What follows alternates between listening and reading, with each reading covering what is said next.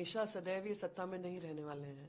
अटल बिहारी वाजपेयी जी ने एक बहुत महत्वपूर्ण बात कही थी, सत्ता आती है जाती है, पर देश सबसे ऊपर होना चाहिए, देश का संविधान सबसे ऊपर होना चाहिए।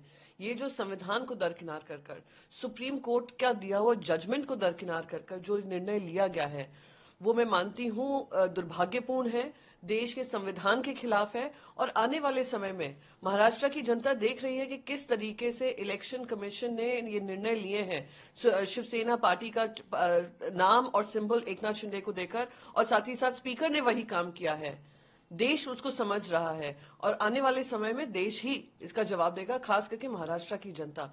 जिस तरीके से ये पाप किया है, जिस तरीके से ये पीठ में खंजर घोंपने का काम किया है, गद्दारी की है, पैसों के बल पे, सत्ता के बल पे आप लोगों ने जो ये सत्ता बनाई है और सत्ता का मौज लूट रहे हैं, वो जनता उसका हिसाब करेगी। जी ने कहा कि अगर ऐसा है तो हमें डिस्क्वालीफाई क्यों नहीं कर दिया जाता है, तो डेमोक्रेसी का मर्डर है। बिल्कुल मर्डर ऑफ डेमोक्रेसी। आज देश में ये नहीं कह सकते हैं कि प्रजातंत्र है, क्योंकि प्रजातंत्र में सुप्रीम कोर्ट इंडिपेंडेंट होता है, इलेक्शन कमीशन इंडिपेंडेंट होता है, ईडी, आईटी, सीबीआई के फंक्शंस इंडिपेंडेंट होते हैं, सरकार के हक में नहीं काम करते हैं, सरकार के हित के काम नहीं करते हैं, फ्री एंड फेयर होता है। यहां पर आपने सारे, सुप्रीम कोर्ट एक वर्डिक्ट देता है, शेड्यूल 10 को सबसे ऊपर रखता है, और यही जो निर्णय अब स्पीकर की तरफ से आता है, जो इतने महीनों से निलंबित था, 8 महीनों से ज्यादा, आप शेड्यूल 10 को ही दरकिनार करके, सुप्रीम कोर्ट के वर्डिक्ट को ही दरकिनार करके ये निर्णय लेते हैं।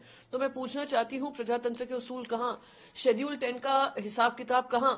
सुप्रीम कोर्ट कह दे फिर कि शेड्यूल 10 की जरूरत ही नहीं है इस देश में, और जाकर पार्लियामेंट से ये पास हो जाए, पार्लियामेंट ये पास कर दे कॉन्स्टिट्यूशनल अमेंडमेंट कि शेड्यूल 10 को हम रद्द करते हैं, और सिर्फ वही होगा जो मंजूर है अमित शाह और नरेंद्र मोदी होगा इस देश में। तो ये दुर्भाग्यपूर्ण है।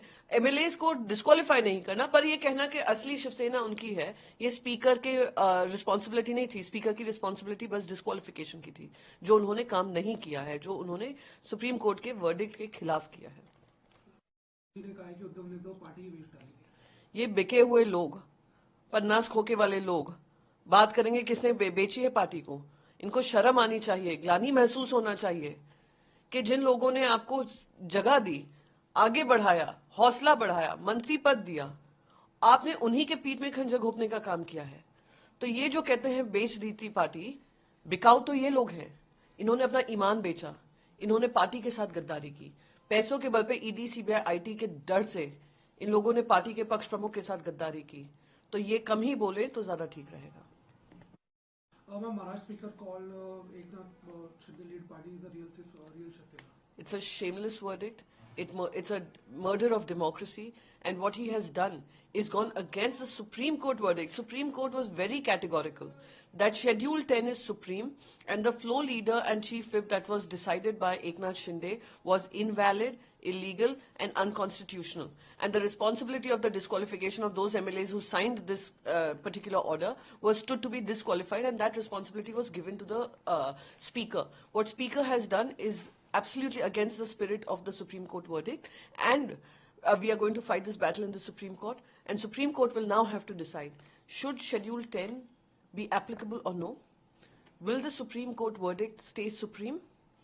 Will the Election Commission, which has decided on two controversial things, one, whether the party symbol and party name belongs to who, on the basis of only the legislative strength, and we are fighting that in the Supreme Court, and last but not the least, if 2018 document was not available with the Election Commission, which they have seemed to have said, and on the basis of which this judgment has come, then my question to the Election Commission would be that on what basis did they give the AB form that was signed by Shri Uddhav Sahab Thackeray, on the AB form that was through which Mr. Eknath Shinde, his son Shrikant Shinde, and the 40 traitor MLAs have contested, was signed by Uddhav Sahab Thackeray. How did they legalize that? How did the Election Commission agree to that? So this is shameless murder of democracy, and we are all mere spectators, but we are going to fight this out in the Supreme Court, and we are going to take this battle in the court of the people, and people will decide.